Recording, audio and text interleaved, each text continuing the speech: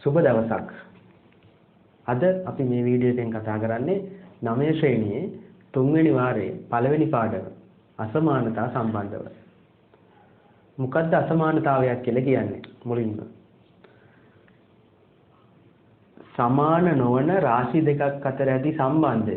සමාන නොවන රාශි දෙකක් අතර ඇති සම්බන්ධය විශ්ලේෂණය කිරීම සඳහා තමයි අසමානතාවය භාවිත කරන්නේ.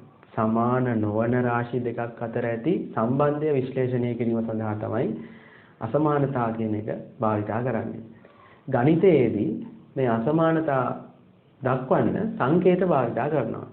ගණිතයේදී මේ අසමානතාවය දක්වන්න සංකේත භාවිත කරනවා. ඉතින් මෙන්න මේ සංකේතය තමයි මූලික වශයෙන්ම ගණිතයේදී මේ සංකේත විදියට භාවිත කරන්නේ. මේකේ මෙන්න මේ තුඩ තියෙන පැත්ත කුඩායි කියලා වැටෙන්නේ. මේ පැත්ත විශාලයි කියලා ගන්න. අපි මුලින්ම බලමු මෙන්න මේක අපි හැමදාම භාවිත කරපු ලකුණ සමානයි.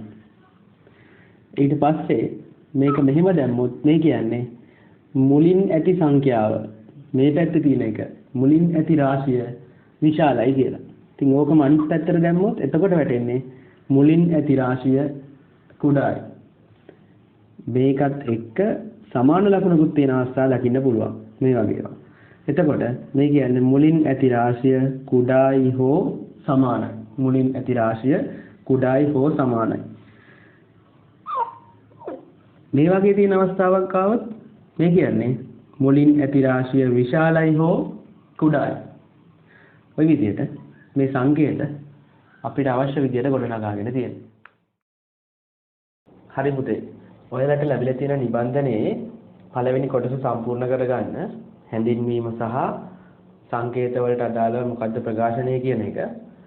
ඉතින් ඒ ටිකට ඔයාලට වෙලාව මදි නම් වීඩියෝ එක ෆියුස් කරලා ඉවරලා ඒ ටික ලියාගෙන ඉවරලා ඊළඟ කොටසට යන්න.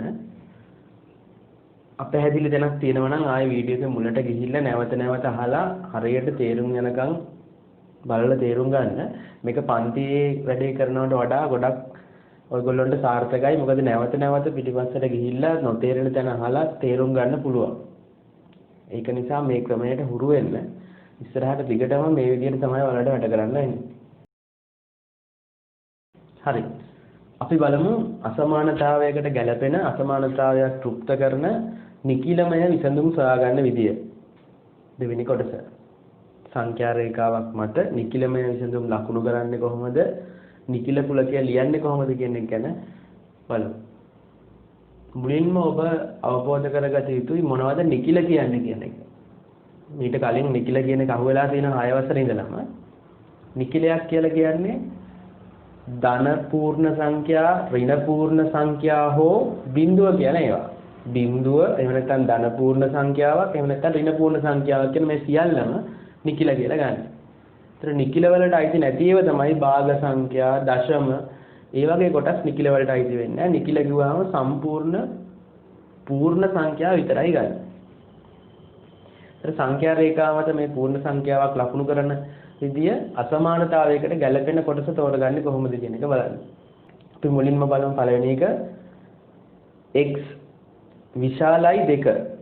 x විශාලයි 2 කියලා තමයි තියෙන්නේ. එහෙනම් x ට ලැබෙන පිළිතුරු 2ට වඩා විශාල විය යුතුයි. x විශාලයි 2. එහෙනම් සංඛ්‍යා රේඛාවේ බලන්න 2 තියෙන තැන ධන 2. ධන 2ට වඩා x විශාලයි කියලායි මේ කියන්නේ. එහෙමනම් 2ට වැඩි අගයන් තමයි x ට ලැබිය යුත්තේ. එහෙමනම් අපිට ලකුණු කරලා පෙන්වන්න පුළුවන් මෙන්න මේ විදියට. එතකොට මේකේ මේ ඩොට් එක තියන්න ඕනේ හරි මැද. හරියටම ස්ථානයේ මැද සංඛ්‍යා රේඛාව මැදට අහුවෙන්න තමයි ඩොට් එක තියන්න ඕනේ. එතකොට මෙතන දෙකෙන් ඉස්සරහට තියෙන සියලුම සංඛ්‍යා x ට ගැලපෙනවා. ඒක නිකිල කුලකයක් විදියටත් ලියන්න ඕනේ. කුලකයක් ලියනකොට හැමතිස්සෙම සංගල වරහන් ඇතුලේ ලියන්නේ x සමානයි x ට ලැබිය යුතු නිකිල ටික. 2ට වඩා විශාල නිසා 3 4 5 6 ওই විදිහට ඕනම එකක් ලැබෙන්න පුළුවන් ඉස්සරහට තියෙන. නිසා දිගටම අවසානයක් නැහැ. ඒක නිසා ඩොට් 3ක් තියලා තියෙනවා. අපි මේ 33 තියන්නේ මෙතනින් එහාට දිගටම තියෙන සංඛ්‍යා මේකට ගැලපෙනවා කියලා කියන්නේ.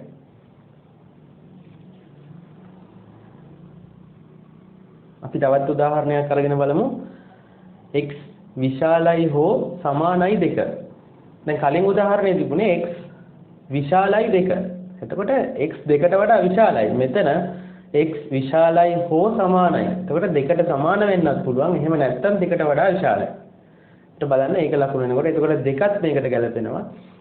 2ට වඩා විශාලයි හෝ 2ට සමානයි. 2 3 4 5 6 කියන ඒවා ගැලපෙනවා.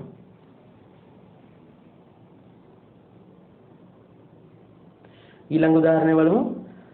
x කුඩායි 2.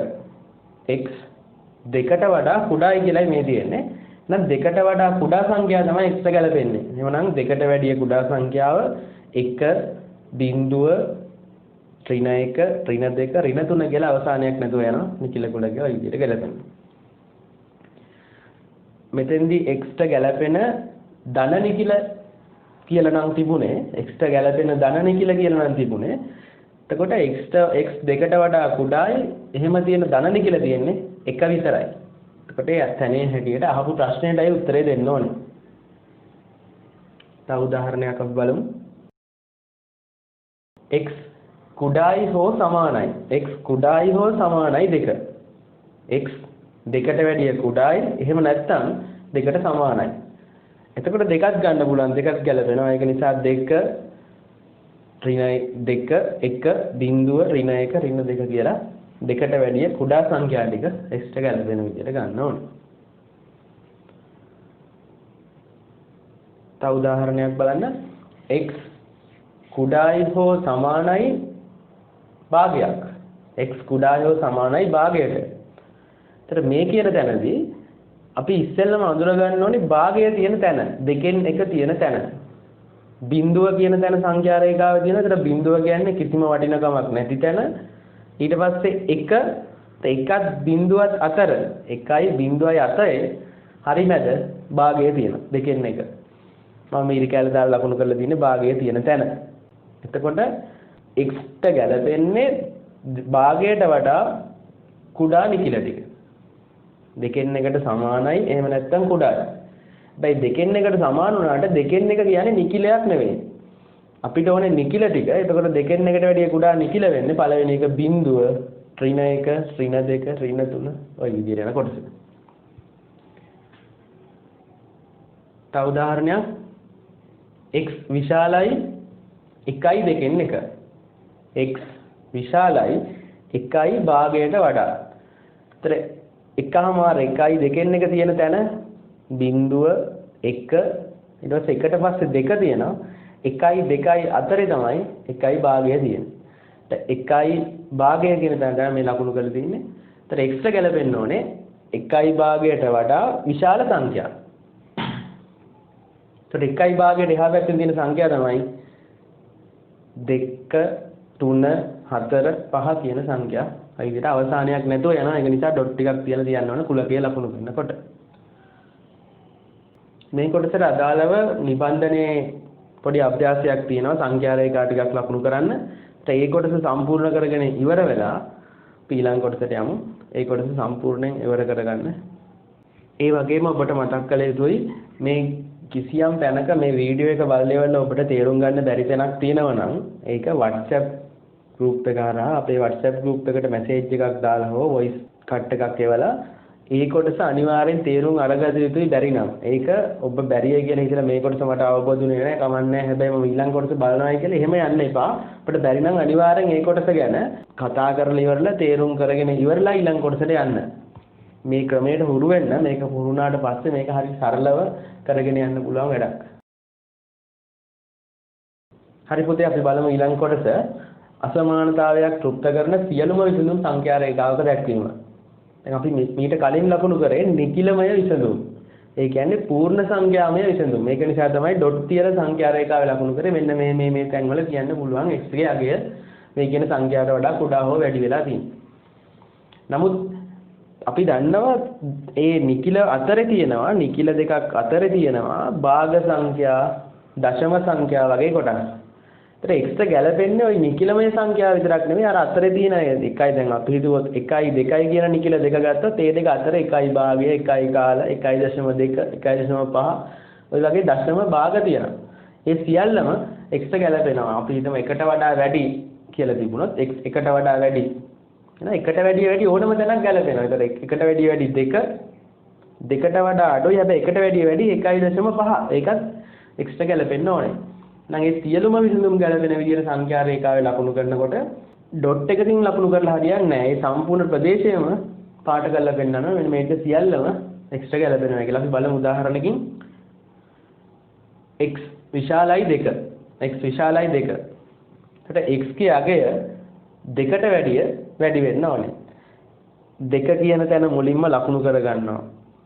2 කියන තැනට ඩොට් එකක් තියලා තමයි ලකුණු කරන්නේ. හැබැයි මේ ඩොට් එක පාට කරන්නේ පොඩි රවුමක් අඳින්නේ හරි මැදින්.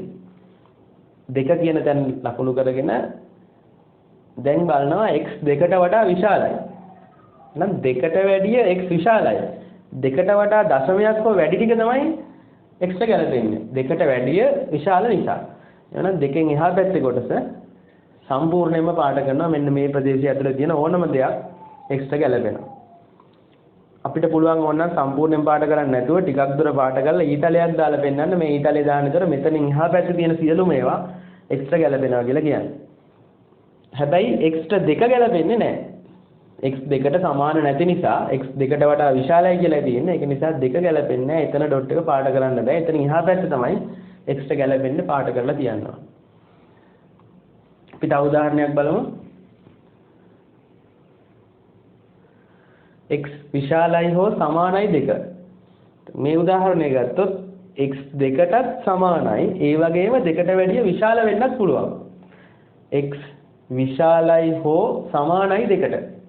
එහෙමනම් අර 2 ගාව තියෙන ඩොට් එක පාට කරන්න පුළුවන්. මොකද දෙකත් x ට ගැලපෙනවා. එතනත් ගැලපෙනවා. එතනින් එහා පැත්තේ කොටසක් ගැලපෙනවා කියලා මේ විදිහට ලකුණු කරලා තියන්න පුළුවන්. තව උදාහරණකින් බලමු අපි. x කුඩායි හෝ සමානයි 1ට. x 1ට සමාන වෙන්නත් පුළුවන්. එහෙම නැත්නම් 1ට වඩා x කුඩායි. අපි දන්නවා ඍණ 1ට වඩා කුඩා සංඛ්‍යා තියෙන ඍණ 1ට වඩා වම් පැත්තේ. දකුණු පැත්තේ තියෙන හැම සංඛ්‍යාවම විශාල සංඛ්‍යා. වම් පැත්තට යනකොට තමයි වටිනකම අඩු වෙලා අඩු සංඛ්‍යා තියෙන්නේ. එවනම් ඍණ 1ට වඩා x කුඩායි කියලා තියෙන්නේ. එහෙනම් ඍණ 1ට සමාන නිසා එතන ඩොට් එකක් පාට වෙන්න ඕනේ. ඍණ 1ට වඩා කුඩායි කියන්නේ එතන එහා පැත්තේ සම්පූර්ණයෙන් පාට වෙන්න ඕනේ. මම මේ ක්‍රම දෙකම සංඛ්‍යා රේඛාවේ ලකුණු කරලා තිබ්බට ඔයගොල්ලෝ මේ දෙකෙන් කැමති එක ක්‍රමයක් තෝරගෙන ඒ ක්‍රමය තමයි පුරුදු වෙන්න ඕනේ. දෙකෙන් එකක් තිබුණාම ඇති. මේ ක්‍රම දෙකම හරිය කියන්න තමයි මම මේ දෙකෙන්ම ලකුණු කරලා තියෙන්නේ. තව උදාහරණකින් බලමු. x කුඩායි හෝ සමානයි ඍණ 2න් 1. එතන මෙතන වැදගත් ඍණ 2න් 1 තියෙන තැන හොයාගන්න එක. ඍණ 2න් 1 ඍණ සංඛ්‍යාවක් වහම මේක බිඳුවට වඩා පිටිපස්සෙන් තියෙන සංඛ්‍යාවක්. බිඳුවට වඩා වම් පැත්තෙන් තියෙන්න ඕනේ. බිඳුවට පස්සේ ඉස්සෙල්ලම අහුවෙන නිකිලය තමයි ඍණ 1. බිඳුවත් ඍණ 1ත් අතරේ හරි මැද තියෙනවා ඍණ භාගය. මේ ලකුණු කරලා තියෙන්නේ. ඒත් ඍණ භාගයට වඩා x කුඩායි. එහෙම නැත්නම් ඍණ භාගයට x සමානයි. ඒතර ඍණ භාගය කියන තැන ඍණ 2න් 1 කියන තැන ඩොට් එක පාට වෙන්නත් ඕනේ. ඊට වඩා x කුඩායි. එතනින් එහා පැත්තේ කොටස සම්පූර්ණයෙන්ම පාට වෙන්න ඕනේ. මේ වගේ කොටස් තමයි x නිරූපණය කරන සම්පූර්ණ ප්‍රදේශය වෙන්නේ. දැන් කලින් ලකුණු කරේ x ට අදාළ නිකිල කොටස විතරයි. හැබැයි x ට ගැලපෙන සියලු විසඳුම් මෙන්න මේ විදිහට තමයි සංඛ්‍යා රේඛාවේ ලකුණු වෙන්න ඕනේ.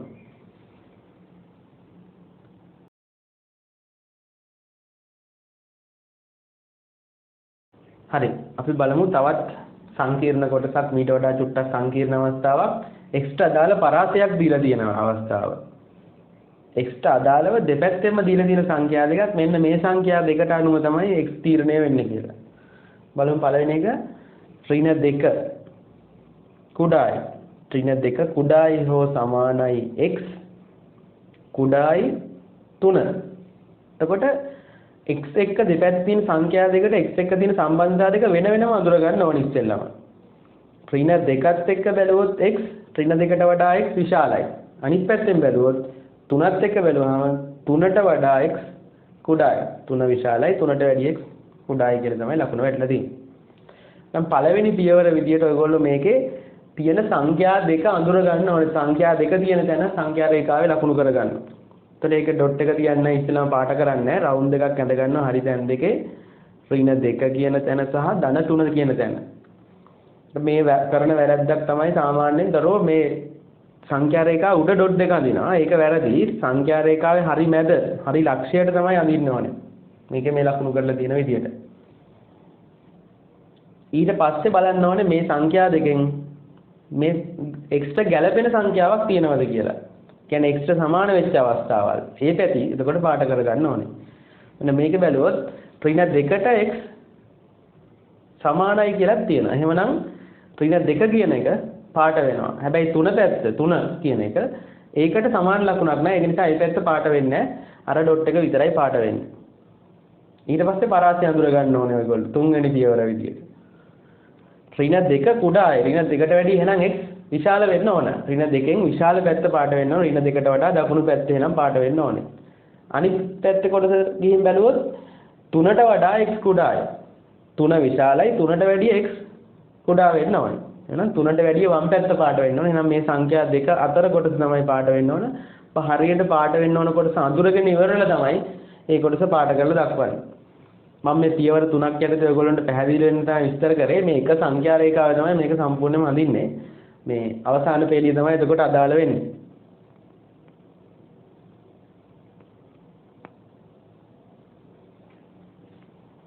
අපි තව උදාහරණයක් බලමු.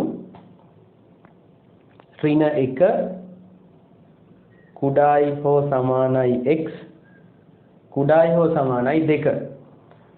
එතන මේකට අදාළ වෙලුවාම සංඛ්‍යා රේඛාවේ ඍණ 1 සහ ධන 2 කියන දෙක තමයි දෙපැත්තේ ලකුණු වෙලා තියෙන්නේ. දෙකටම සමාන ලකුණ තියෙනවා. එහෙනම් ඩොට් දෙකම පාට වෙන්න ඕනේ. ඊට පස්සේ ඍණ 1ට වඩා x විශාලයි. ඍණ 1ට වැඩිය x විශාලයි. ඒක නිසා ඍණ 1ට වඩා විශාල පැත්ත පාට වෙන්න ඕනේ. 2ට වඩා x කුඩායි. 2 විශාලයි 2ට වැඩිය x කුඩායි. 2ට වැඩිය කුඩා පැත්ත පාට වෙන්න ඕනේ. එතකොට මේ සංඛ්‍යා දෙක අතර කොටස පාට කරන්න ඕනේ.